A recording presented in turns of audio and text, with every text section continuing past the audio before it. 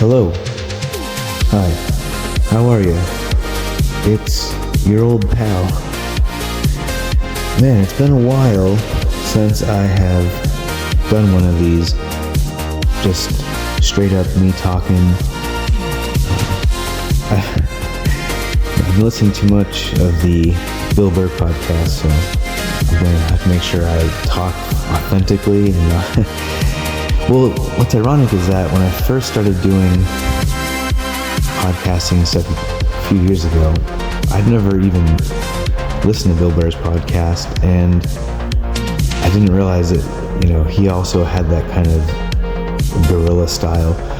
People always see that typical fancy studio podcast thing, it's just too much. And I just, I actually had to listen to a lot of podcasts in the past year, shopped around different types of concepts.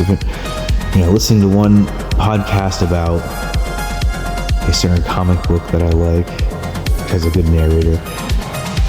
I like to listen to things that will just, hit a certain chord, you could say. And it's funny because I never think about what those people do and trying to, I don't want to emulate what people are doing. I feel people have a different type of commentary to what they're doing. The more generic someone is. See, the thing is, if you don't have a platform outside of the fact that you're just doing it to do it for your own reasoning, people like to know who you are. I've published books, I've done things. I have an ISBN number, but I don't know the people who put things into other people's ears so much. I've never pushed the angle of advertising. I've just sort of let things happen on their own. When I was supposed to, when I had published my first book, I was supposed to do a big public event. It was selected, whatever it was that I had, published at that time, happened to be selected amongst, the thousands of other people that had self-published. I just wanted the rights to it and to make my own copies and my own plans, and then life made other plans. And you have to grow and learn, what do you really want? And sometimes by doing one thing, people interpret as another thing, and you start, only you know when it's time to do certain things, do anything. So you're doing it, and that's, I've been in conflict over the idea of, from the perspective that your desires cause suffering. Because if you, from my own experience, if you use your desires, yes, you will feel something. There's nothing down. Where you end up at the end of that is it's up to the situation. That's why we invented the concept of blessings, because when something happens that you feel you only took half of credit to, but sometimes in some way it can seem informal, which seems more universal in that sense of like, wow, the universe on my side. But when other people are involved, you feel very connected, and sort of this unity aspect. There's a lot of things that I feel are going on right now around us. This is only the beginning, and a lot of times the ending will feel like a beginning, or the beginning will feel like an ending. Strike that reverse of Gene Wilder, as we go along.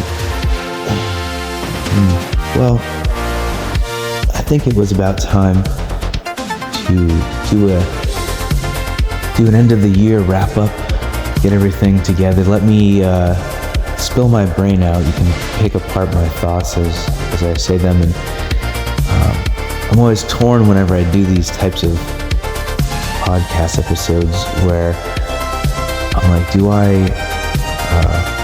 make it longer? Do I make it shorter? Which one is which?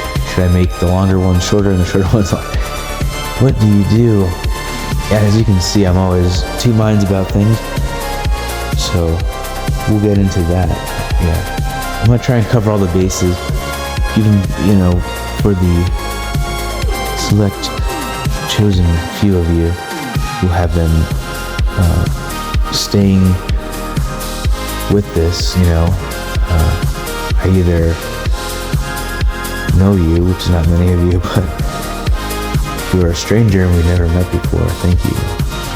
I mean, 2024 was kind of crazy because I don't like to get wrapped up in numbers and who's paying attention to what. I just like seeing where the growth of things goes and kind of having just some sort of copy out there of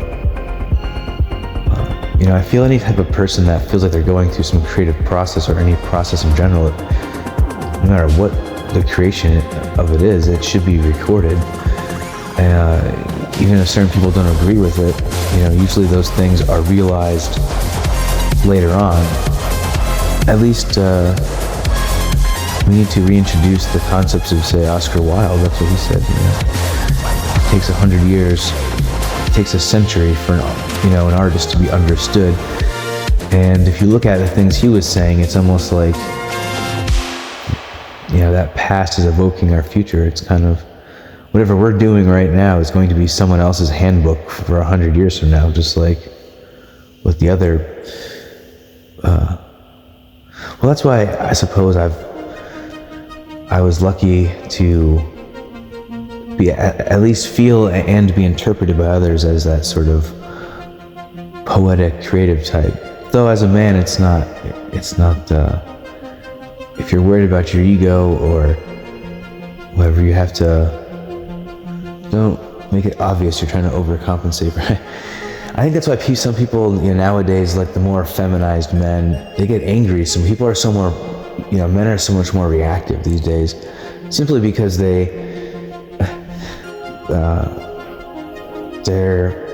repressed. So you see it. I don't need to, what I'm getting at. I'm not trying to impress you. I'm really just wanting to get out for myself and the listeners, the people who are here paying attention, who are holding the candle to these concepts. You've either been with me for a long time, through a lot of things, or it just feels like forever either way, I guess. So that's that. All right. Let's jump into what's going on in the world right now. And how does Matthew Myth, or the damn saint, how do we fit, how does this little world fit into that world? Let's jump into that. So I think if the world is ending, is the world ending? God, I hope I learned how to talk again. Before the world ends, see, the real truth of it is that I, Matthew Forbes, have the name my mother gave me, and my father, I guess, but I've always been a writer since I was a child. That's all I've ever wanted to do, is be a writer. And nowadays it's like you have to do audio, visual, you have to be like, wear 20 different hats, and everyone has to talk about it so that we all know that we're affirming the same thing, that we've all done that, and it's difficult, and yes, I know it's tough, and okay, it's for you too, and alright. But there comes a time when things just kind of come together, and all the work you put into something, it starts to make sense. And for years I've had loose ends of writing, and ideas and stuff, and it's always difficult because I'm always the kind of person that never wants to feel like, you know what, I don't need anybody, I just want to do this myself. But there's a certain point where the group things I'm involved in, they just take on a different form, things change, time happens, people's goals and desires alter over time, and I always have tried to stay true to myself, I took some time off of doing certain types of creative things for a while. I had, certain things would, inspirationally come out of me, but I wouldn't know what to do with it. I just kind of would shelve it and go, okay, I'll use you for when it's necessary. To me, that's the beauty of writing in words, is that you have it's a statue, it's like a marble statue that you can sort of by hand or digitally reform and construct, and the destruction is so much, it's not like if someone knocks a statue over and there's pieces of a broken statue. Oh no, they've knocked over the statue. No, it's like if you delete a file, it's like it just completely, it exists somewhere in some deleted form, right? I don't think anything's ever totally gone. Energy is never totally lost or broken down, but for some reason, I've just had all these pieces of, especially poetry, certain things were just waiting to be used for the right time.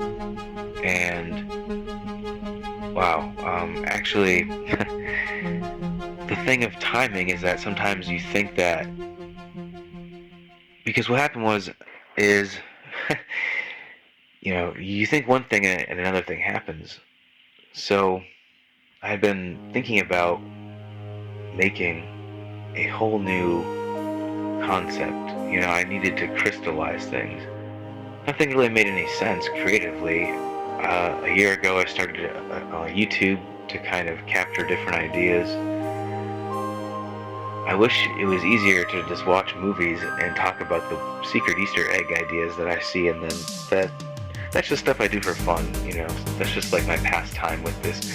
Kind of give yourself a break and do something like some light work, It's not, I really,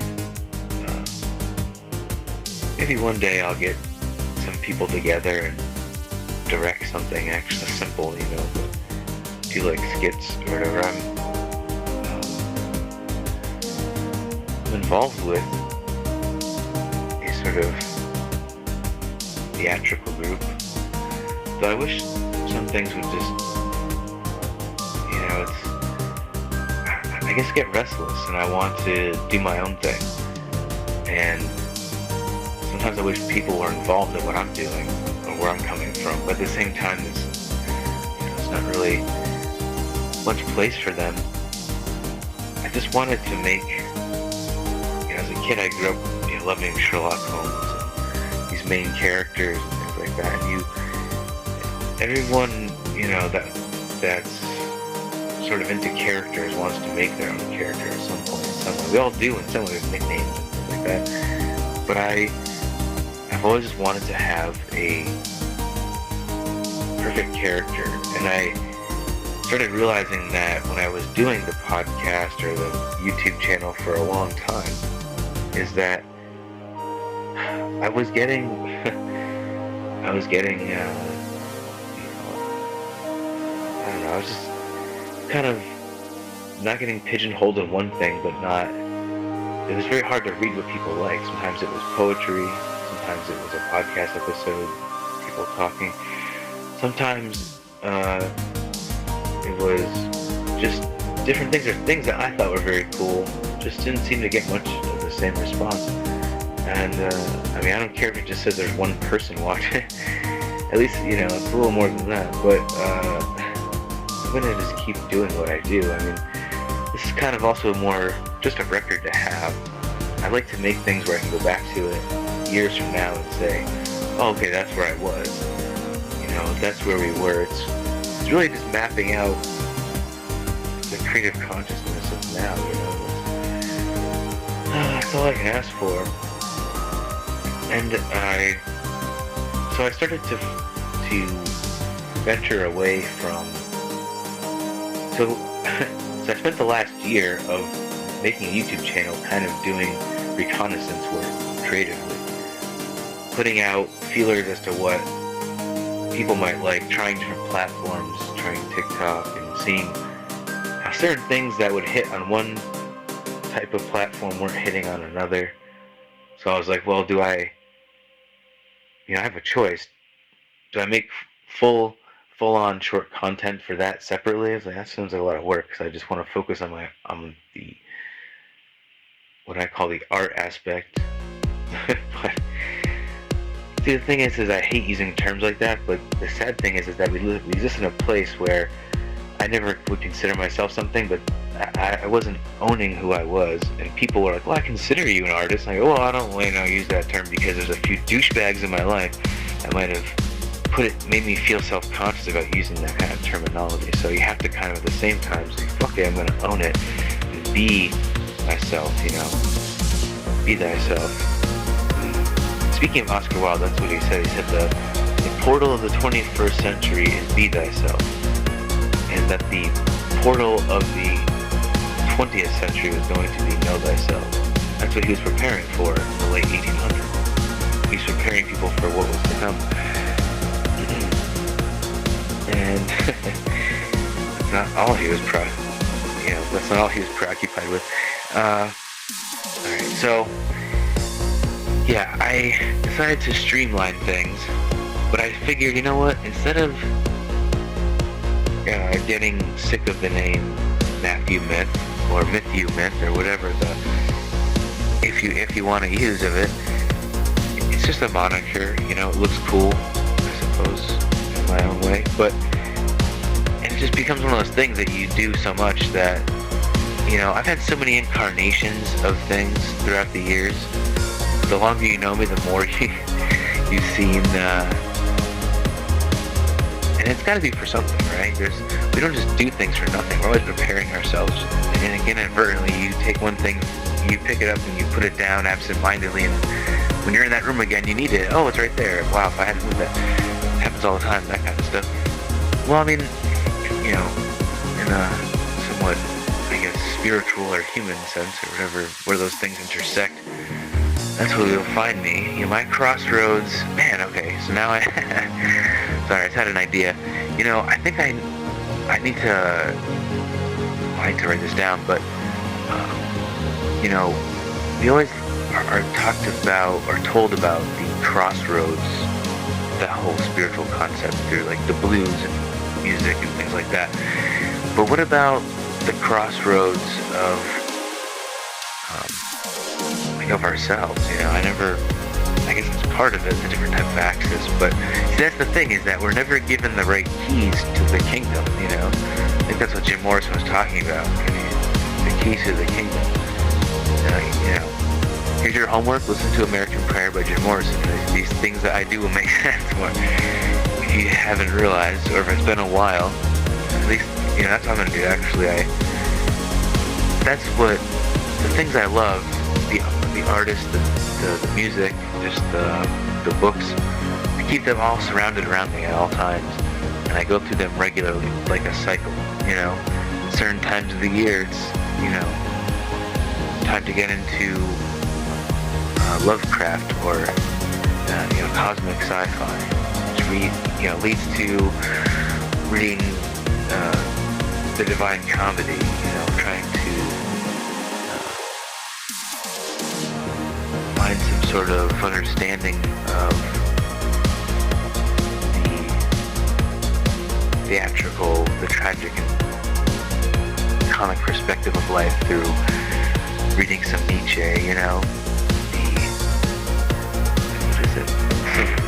Oh yeah, The Birth of Tragedy, right? It's like these books that have these little I'm chiseling away through, and it's like every time I read a certain amount, I get inspired, and that will send me like on a spiral of inspiration for like months. So I've just been honing in on something that I can use, a character I can make to express myself and be myself. And instead of me telling you about telling you these stories without having any meaning, we can share them together through me writing a story and sharing these fictional concepts that have, these real, the actual bricks that make up the house of these stories. These, bricks are alive. They're like a real story within themselves. So it gives it this kind of boost of life. It's really incredible. And that's what I was discovering when I was, getting more into just trying out the art of stand-up comedy, of just performing in that manner. And yes, it's nice to have an audience, but also you're going to get feedback from people regardless. But the concept of sort of putting myself into the character and being a theatrical, and that way I can explain to you what I've been doing in a podcast like this, where I go, so these are the things that we have witnessed, and this is what it means to me, and what did you see in it? And then you can, I think it'll be more cathartic, and in the long run, like a year from now, all this will make way more sense to me as well. And we will, see, that's the thing is, I don't know if we're going to make it to that point, because we're on the brink of World War III, or something. The fuck is crazy going on, right? And if the world is ending, at the end of the day, that's, this is why I said, oh my god, I had this sort of, a few months ago, I had this sort of just urge to take these pieces of poetry and that I found a way to put them together and make this sort of this full thing. I was like, oh my god, I just have to, I didn't know what to do with all these pieces. I'm like, well, it's so obvious, just put them together. And it all made sense. And I said, okay, but how am I going to present this? The Book of Rebellion. Well, there's so many layers to this. There's so many things that I should create a landscape, like a landing pad, a landing strip for this concept to land or take off or whichever direction it's going in. It's kind of both simultaneously. And that's, how I feel things are shifting around us.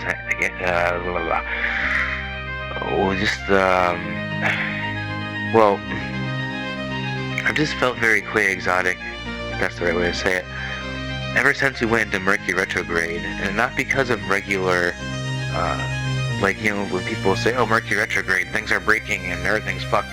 No, it was like, and I was originally alerted to this concept that, this particular Mercury retrograde, which I think we're just leaving very shortly, or just have, it was very short, and it was kind of like a weird way of, I don't know how to describe the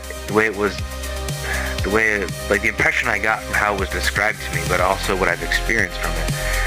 But it's almost like in the connections of our mercurial life, the mercurial part of us, in like deeper, not psychology, but the way people break down things, like in the body, like every finger has a sort of corresponding thing to it in an elemental sense. So your pinky finger, is connected to your mercurial self. That's why people who will be publicly speaking, you'll see them wearing, whether consciously or unconsciously, because sometimes people do that to sort of, it's like a way of unconsciously tweaking your subconscious, but you wear like a pinky ring, and that represents your social self. And that's why you see like people like commentators for sports on TV and things like that. So that mercurial part of things, like for example, stuff has just felt sort of like inverted. Like at the beginning of the year, when I had car trouble and this mechanic fucked me over and he was this real douchebag, suddenly he calls me up out of the blue and he goes, hey, I know I owed you money and this and that, and he wanted to and he even said, oh, I want to rectify, like not actually being smart to use that word, but saying, like I don't want to have any bad karma, kind of feeling like a little guilty, stuff that was very uncharacteristic of this person. And then just some other situations too, other people that have been a real pain in the ass, starting to actually come around and start to, meet me halfway, so to speak, of situations, and just sort of being able to, be myself without, feeling any without feeling like, oh, I should, dial it down or something. Like, no, like, this is me. So I hope that you as well have been experiencing some weird flip around things. I feel like a lot of people in different ways I've noticed too have just been sort of like things have been reassessed or repurposed or something, remixed, remade, and that's a good thing. That means we're heading in the right direction. And actually, as we go into January and February and into the months, we actually are we're really going through a lot in the astrological sense, from what I can tell. So I'm pretty stoked about that. I'll probably never do another podcast talking actually about just astrology like I used to. If you've really been following my old podcast from over 2 years ago, which I consider old now, is some of them are deleted and lost forever. It's okay. And but those were some interesting times. But this is more like inside the actor's studio mentality. I think with certain things, if you're going to present something like The Wizard of Oz, you got to at least peek behind, let the people see behind the curtain. We're in that time now that people are hungry for. They want to know what you're thinking and feeling. I was listening to a podcast, and Paul Reiser, great comedian and actor and all that, and he says, I use Instagram, but I don't really know how to use it. He said, I don't think people want to see like me, sharing my parfait on a Thursday afternoon. And I thought about it. I go, it's kind of funny because I can think of a few people that I find interesting. Not to like idolize them, but just to be like peeking into like what they're doing, and kind of lets you think about what you're doing. Like, oh, if someone wants to be peeking into my life, what am I doing? What does this look like? Sometimes even when I feel productive, I still feel like self-conscious, like, this isn't fucking cool enough. Like, this isn't good enough. But as long as you're getting the shit done, that's all that fucking matters. Alright, so, so I invented things. See, this is the thing that's amazing, is that as you'll find out through the stories, is that the damn saint is so intimately connected to my whole life story that it all becomes one. The past things I talked about from my when I put out on Kindle my book of short true unexplained stories, those are some getting some good hits. Maybe I'll put those out like that. But at the same time, if I can share these ideas of these stories, what I would like to do is have feedback one day so that people could say, oh, in that episode of The Damn Saint you talked about, this story, is there, more to that story? That's what I hope for. That's why I feel like I need to just kind of create, take my canon of my literary canon that I've been developing for years, and just kind of present it, put it out for people. And then for the other, because I feel like my listeners are split, especially on YouTube. When I put out different types of things, they respond differently. And for those who just like to listen to me ramble on, which I love to do, and I appreciate that you love that too. And then for the people who like it when I want to present to you Matthew Myth, or if I'm having a crazy adventure as the Damn Saint, where I involve, and over time I'll explain how these characters that are people in my real life have all come together, and how I brought them together, and what their meaning is, and what they do. Maybe I'll get into that a little bit towards the end, since we're We're into episode 3. I'm going to do chunks of, so far I have a ton of episode ideas put together already that are in the works, and it's like a conveyor belt of concepts. It's like the greatest thing. I feel like a parent of, I'm so proud of my children, these little baby episodes of things. The first 2 episodes I wish I had narrated a little differently. I'm not sophisticated enough to give a shit about rereading them. I tried to write it as though it was more presented in more of a story narration form, and then I said, you know what, I'm going to go back to what I do best. And that's why the most recent Christmas episode is so good, so sharp, and kind of gets you juiced up and ready for what's to come, you know. And the elements of the first two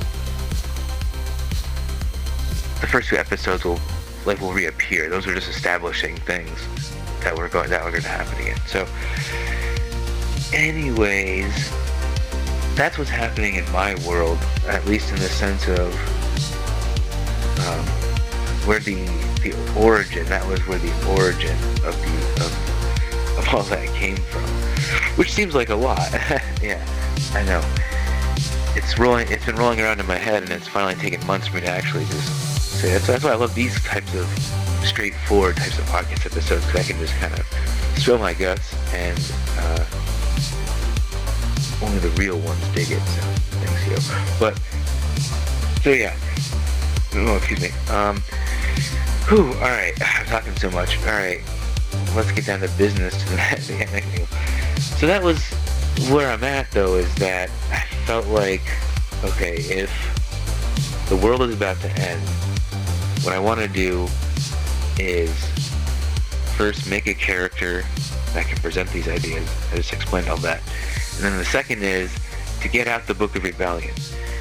And then it was pretty fucking crazy to see that the Book of Rebellion, Part 1, Social Suicide, came out just a few days before the murder of the Luigi folk hero, which everyone, you know, the great distraction of the parlance of our time right now. You know, are people looking at this guy as a hero because they weren't happy with the election result? They're bored. They needed someone to rally for. Is it weird that some people are saying, hey, you're morally fucked up if you're saying that, you know, that person, you know, it's even like weirder that people are bringing that in politics, like, and then some people are like, oh, at least this is bringing the left and right together. I don't think it's definitely not bringing the left and right brains together. Maybe politically, it's just, see, that's what I'm saying, is that something like this shows you that politics isn't the division you think it is. It takes a human act, like a true human act, like murder and things like that, to really emphasize our view of humanity and life itself. And I mean, it's just because, you know, I said this in like I'm part of a cyberpunk detective cafe Facebook group, just so I can talk to people, get ideas, and see cool things, and kind of when I'm, you know, sort of melting my brain for a few minutes to kind of recharge, ironically. I posted something to that effect of like, everyone's talking about how that jacket is like, you know, the jacket the killer was wearing was the same as, you know, or not the same as, but I was like, oh, is that jacket going to become like as famous as back in the 70s when, you know, like activist people, and probably the 60s, people wore those like military, you know, jackets, like the green ones, and they're the activists, you know, and it's kind of funny when we look back on things at times, trends, you know, and how we acted when we were younger and things like that, and different periods of history and time, and clothes are so cool, but yet also so stupid. I don't know. It's like I love them, but I also hate them. Like, I think they're such like it's just so ironic how it's so difficult to be yourself authentically and not look like you're completely kind of trying to promote or brag about yourself. But it's also like, well, fuck you, I don't need to be humble because, what's there to be humble about? You're not going to believe me if I'm humble. If I'm humble, you're going to think I'm meek, and then I got to step up and they're like, oh, you're angry or you're defensive. And I dealt with that shit when I was younger my whole life. Now I'm not defensive, not whatever. I just have to assert myself now because before I was living my life, I didn't give a shit what you thought or felt, and then suddenly you came into my world and tried to, manipulate how whatever. I was resistant. You were unhappy with how that felt, and now this is the result. So fuck, but it's, the way the world is, the way world people are. Oh, I don't know. What are we doing? We're sort of like me right now. We're steering off path, of course. Where was I going with that? But we're living in a time of change, and it's so weird how people get so personally caught up in shit that it's so difficult for them to want to work together and stuff. And then when we work together, it's unproductive. One perspective I heard about, this is the last thing I really have to say about this thing, or that I feel needs to be said from my perspective, just to get it out there. So my world knows that this is where I stand for myself, for the sake of it, for this, for the sake of perspective, is what is first I have to say that it's human irony or dramatic irony or whatever, that from what I'm told, I could be wrong, I don't even care, I hope it's true just because it sounds so silly, that the guy who was murdered was born kind of poor and had to work really hard to get where he was. And I heard that the guy who was the killer was actually born very wealthy and lived a crazy lifestyle. And God, I hope this is even more true. I hope the internet wasn't lying to me or someone. I'm not saying this is fact. I'm just saying I just hope it's true. What I heard, what I read or something, is that he was only off of his parents' health insurance for like 3 months or something. I don't know. That could be fact checked, but then again, who fact checks? The fact checkers, the watchman is the watchman. Who the who? Won't get fooled again. Oh yes you did, it's yourself. Oh, in another dimension. Alright, so yeah, but I just feel that what it revealed most wasn't about CEOs or folk heroes or murder or religion or guns, because some people, the one time people were silent about 3D printed guns or whatever the fuck, crickets.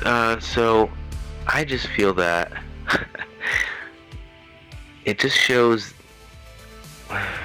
where we're at. It's like a snapshot of people's identity energetically, you could say.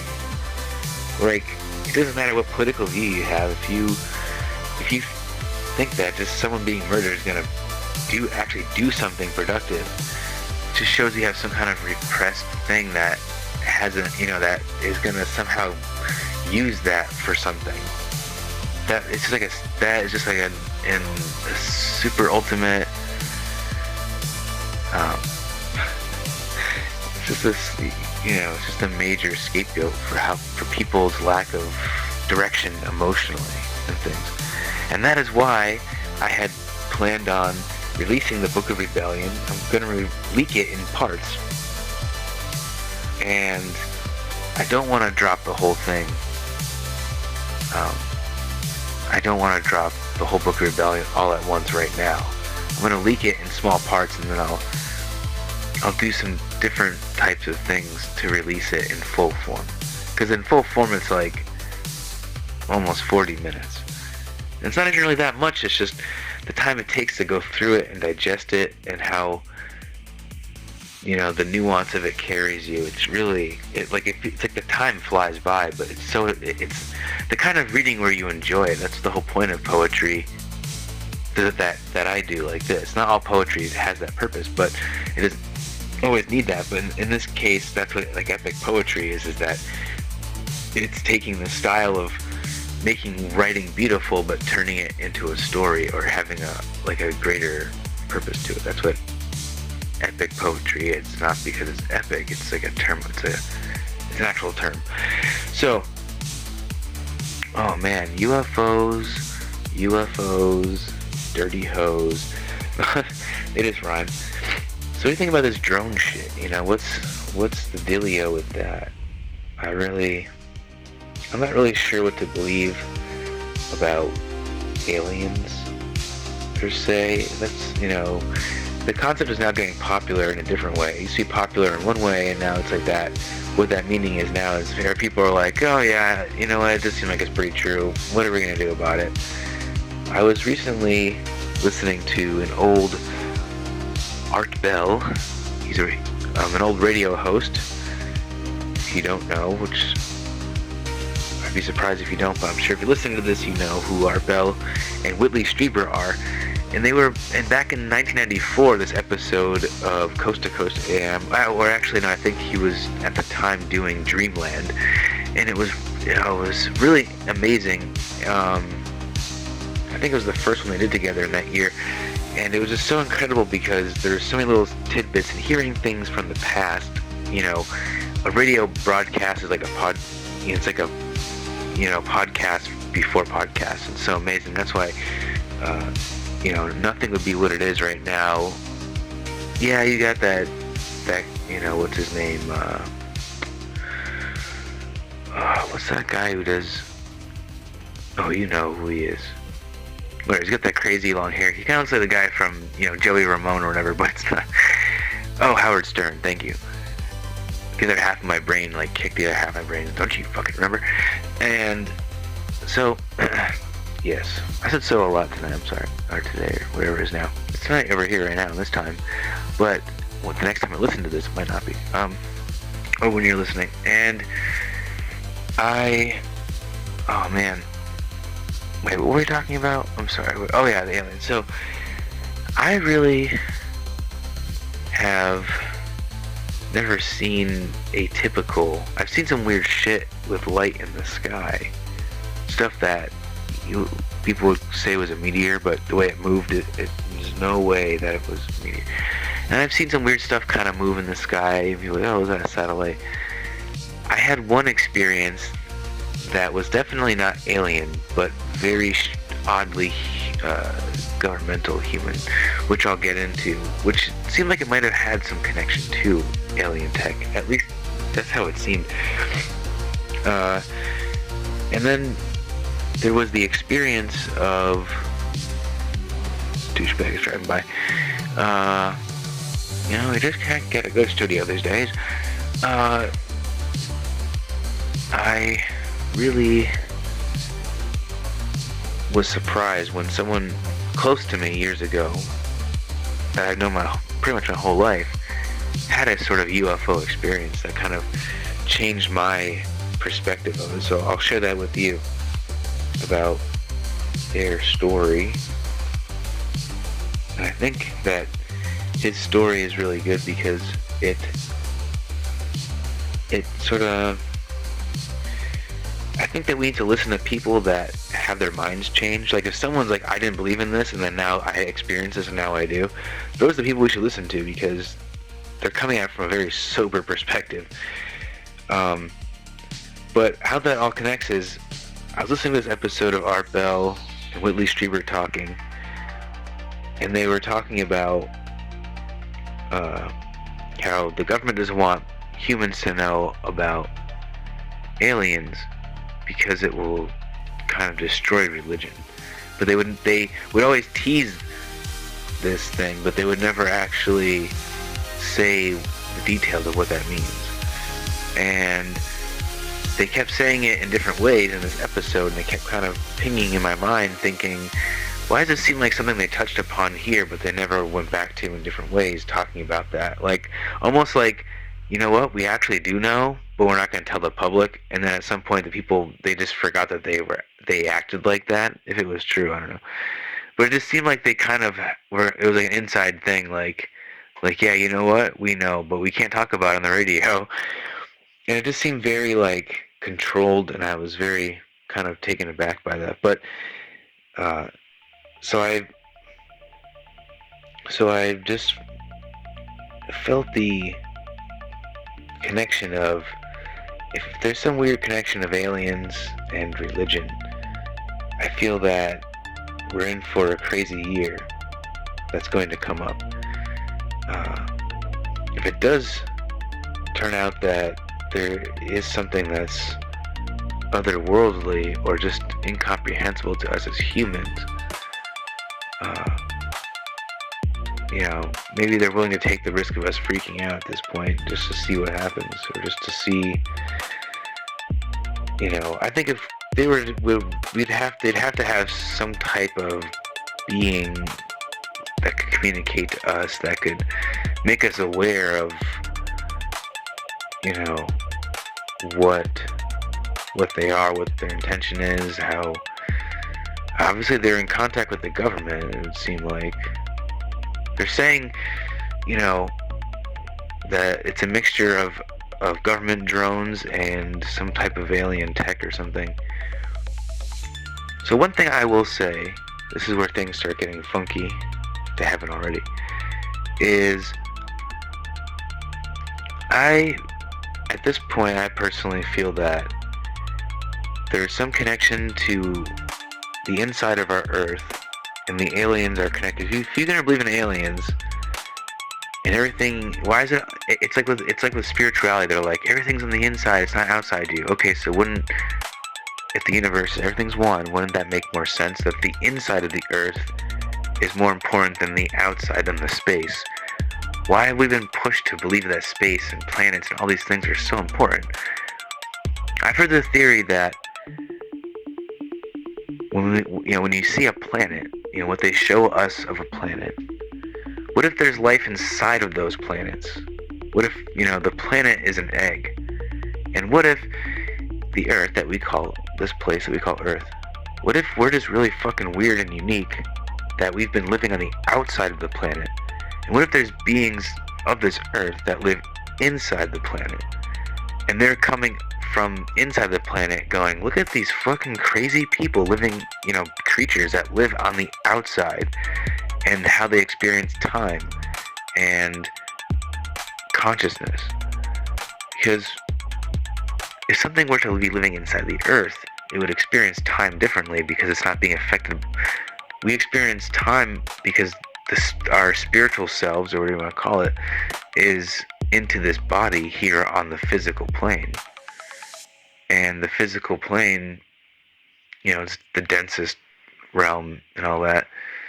And there's a reason why we're connected to the concepts of Saturn and Satan and all that, and Lucifer and all the ping pong of all that stuff. And because it's, and there's a reason why the Grim Reaper is a symbol of Saturn, and Saturn represents, the scythe and the separating the wheat from the chaff and all that. It's not so dark and demonic, satanic as people think it really is. More than so in the sense of, it's all about using energy to harvest energy. It's like using a hand gesture, things. It's all about manipulating energy. So when it comes to that, that's just, you need a tool to do that. You have to make the human body a tool. The human body is a tool. We don't realize that. Just see, that's another thing. We can't see certain things with our eyes. The light frequency, it's becoming more and more common practice when you're in a conversation to be like, I think ghosts and stuff are real and things, because there's got to be some bandwidth that we can't perceive that kind of blips into this world from time to time. And people say the ideas like, the aliens are really not from another planet, but they're just, there might be actually some from other planets, but the people that we think that are just that, there might be some that are actually, some form of ourselves from another time. That, and there's something that they were also saying that's connected to the religious aspect, is the reason why religion keeps control of birth, death, and marriage is because the aliens are in league with the dead themselves. So maybe it is ourselves coming back, and when we consider aliens and angels and demons are really just other humans, or what were souls that were human. Because that's the thing, is that a soul isn't human. A soul is a soul, and we just adapt to being a human in a human body. We just get used to eating and doing these kind of human things. It's not like we're not going to be like this forever. We might be in a different type of body. We might end up in a body that eats differently in a different planet or reality or dimension. I think there's just a lot of things happening at once, and we all want to believe that it's just one thing, but I think it's many things happening in different times in different ways. Some even say that we're constantly shifting. So you might be sitting in a room and everything might seem the same, but in reality it's in such fluxion that there's been alternate realities where your room is this exact way, but different choices were made, different things are happening, but you might be in one of those for a moment and then jumping out into another. It's so hard to say. We won't really know the truth until we die. One thing that they were saying, that Whitley Strieber was talking about, is, and that they also talk about in the Tibetan Book of the Dead, is don't follow the light, follow the darkness, because the light leads to what some would call the aliens or the archons, or whoever controls the realm. They have a system that's going to put you back into another body. Whereas if you follow the dark, you can take your energy, your conscious energetic self, and leap into the unknown, which, leap into space, the final frontier. Oh shit. But, see, maybe that's the thing too. See, that's ultimate gatekeeping, alright? Space, the final frontier, where we have to travel in a tin can, like a David Bowie song, and, be beamed up and go to planets and have human problems. It's like, when we finally become energy that can travel in space, see, I think it's the whole point of why being a human, it doesn't matter. We're supposed to be on Earth, and when we leave our body behind and we move on, the problem with the elites or whatever, all these people that want to live forever, that doesn't make any sense. That's like buying a candy bar, making sure you take out the wrapper very well, eat the candy bar, and then you hang on to the wrapper and you try to pretend that the wrapper is still necessary. There's a certain point where you're having a body, you don't need to you don't need to be here in this realm forever. If it just seems like there's consciousness is way too expansive for that.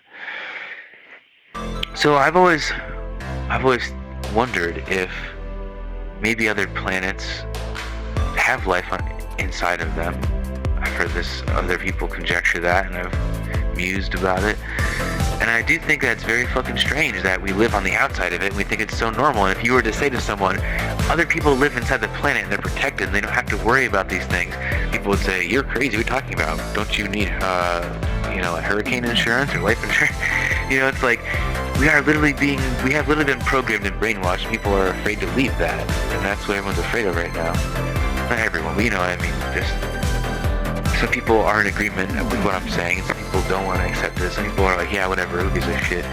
There's just only so many avenues you can go. I think the best thing to do is just stick with what you feel is best. And, when they say let God sort out the rest, I think that's,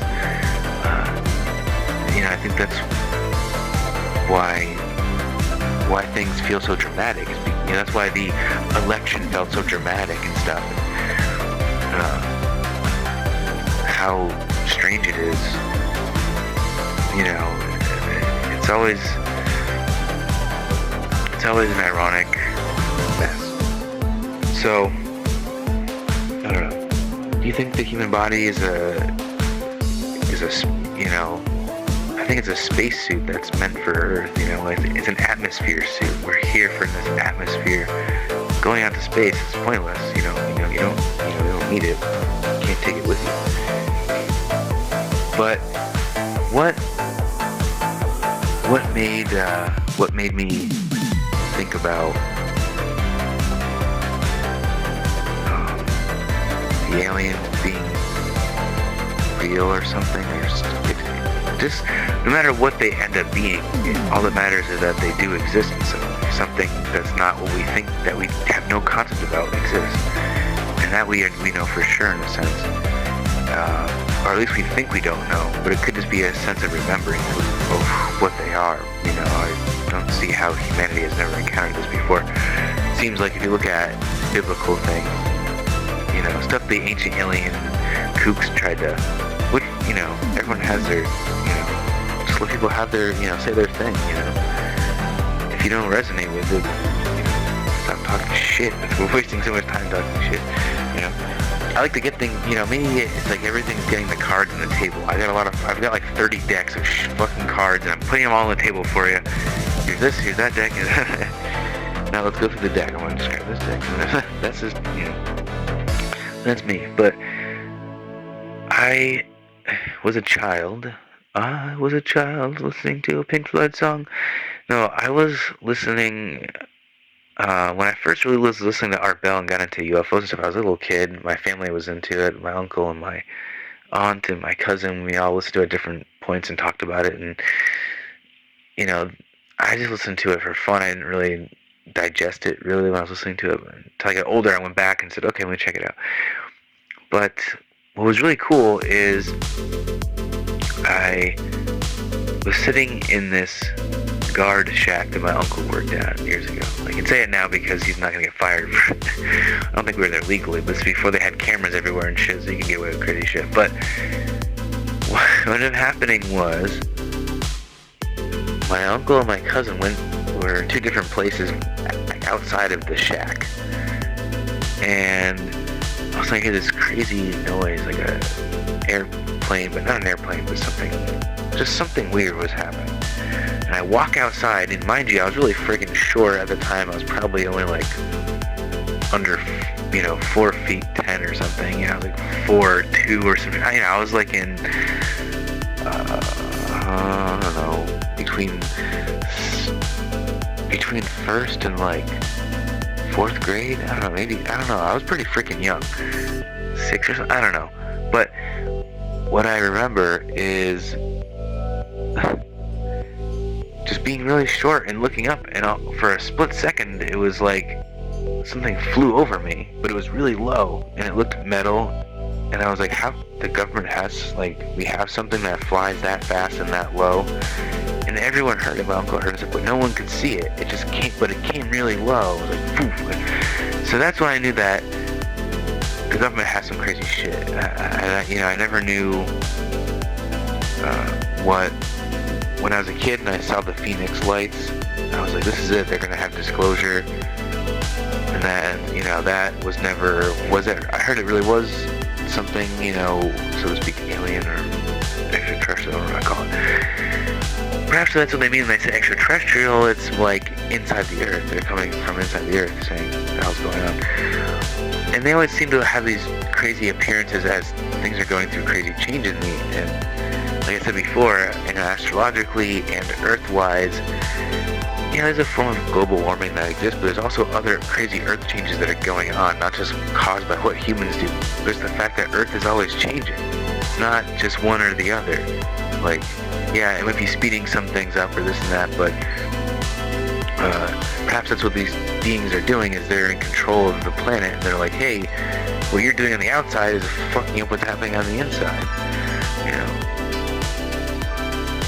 Which, is interesting, I think. But, so, for a while, I never really gave a shit about thinking what aliens might really be. It didn't really matter to me, and I never really talked to someone that I felt, I talked to a lot of people that, got me, but there were some people that I knew that they didn't believe in it. They never would have. And then one story that changed my perspective of people and things with this situation, this scenario with UFOs and aliens and UAVs and blah, blah, blah. is someone I used to work for, my very first boss. He owned a catering company. His name was Dick. That's all I'll say. Richard. And he's a great guy. He's older now. And for years, whenever we would be driving the catering truck together to go to a gig or whatever you want to call it, him and I would have really good, almost philosophical but fun conversations. I think he's a Sagittarius, so I usually vibe pretty well with them in that sense. That part of me is pretty well, pretty well working. So what was cool is, it was sometime after 2020. It was like when things kind of got back in motion a little bit more. It was right before they closed at the end of 2021 or something like that, I think. It was kind of like, it was when some people were cool with, they weren't, the lockdown wasn't so crazy, it was like when things eased up, I guess. And that was actually the year that they were closing. I think it was that year, Anyways, what's crazy is that we're driving in the car and he's talking about this area where they lived, like where the business was and stuff. He lived there for a long time, and it's what they call dockside or whatever. It's all like it's a dock for boats and stuff. And he said it was winter of 2020, and it was somehow one of those sports that they were still playing. It was like his granddaughter's, indoor soccer, I don't know, something, hockey, I don't know, what the heck were they doing? I don't know, they were basketball, I was like, I don't know, see, this is what doesn't make any sense, because now I'm like thinking that I'm living in an alternate timeline of the memory, because whatever the hell happened, I don't know, whatever the hell happened was just sometime, it must have been the winter. Was there stuff going on in 20? See, that doesn't make sense. We were like super locked down, but like some things were still happening. I don't know. Anyways, people wore masks to basketball games, I'm guessing. I don't know, something dumb like that. Anyways, he started describing how they were driving back from this basketball game, him and his wife, his granddaughter, and his granddaughter's friend. His granddaughter's probably like 13 or something like that. So there's like, 13-year-old kids in the back. And they're driving along at night, and it was kind of started snowing, but but it wasn't like any fog. It was very kind of clear a little bit. Or maybe there was a little bit of fog, but he said they all, they looked over by the water, and there was just like some type of long, I don't know if he said it was cigar. He didn't say it was saucer, but it was more like, it just looked like a ship, like something that wasn't human. Like, he's like, is this a spaceship? And it was just hovering over the water, just moving, just kind of maybe slightly moving forward or some back or something like that. And it was just there, and we just drove by and we're like, do you seeing that? Because it was the middle of winter. There's no boats out there. It wasn't a boat. They could tell it was like hovering over it. And he said, I've seen some funny things and whatever, but he's like, I never believed in that stuff. I thought it was just something that, you think about, whatever. But he's like, I know there's something. He's like, I'm certain that is not made by our government or human. Or even if it is the government or whatever, there was something that was non-human that had to do with that or something. And it just kind of blew my mind that he was totally so convinced by something. And I believe it because he's a very trustworthy person in that sense. And that really kind of blew my mind. And that's why I feel that there is something going on. What does 2025 hold for us as a species? Well, I think we need to embrace compassion more. Stop making shit so political. When someone gets murdered, we shouldn't say, oh, I'm on his side because, it's us against them. Who is us and them? The thing that we always talk about, bringing people together, that, if there is more of us than them, the elites or whatever the fuck you want to call them, all that bullshit. That's why it's so stupid to even say that in the beginning. That's why I never understand why that's how you identify the people. You might as well just call them master, like, and then you feed into it every time. You like an endless loop, and then you're just no. How about it'll leave me alone? But I think that we're at a point where we don't need to be so dramatic about saying it's you versus me and this and that. We need to just fucking live our lives and just do it, and not give a fuck about what anyone's gonna do about it, because they're too busy doing their stupid shit. And if no one gives a shit, then it's over. You know, if we, like, it sounds so corny, but if you don't comply with certain type of things, no one's can really, it's not enough of anything to force us, unless they're trying to literally start a war. You know, is the government going to start a war on its own people? What would that mean? I don't think we're going to enter that now. I think that maybe this, even if at the root of all things is self-interest, with the people coming in that are political or not, I don't know. I mean, it seemed like we had two choices. You either vote for someone who's clearly a puppet, or someone who is trying to work with other people. And I used to always laugh when I'd say, oh, people are trying to vote for a puppet, and they definitely would try to counter it with being like, oh, how terrible Trump is. And I was like, Trump is just like a person that he just exists, and he just, it's like on a TV show. Like, don't get too focused on one character.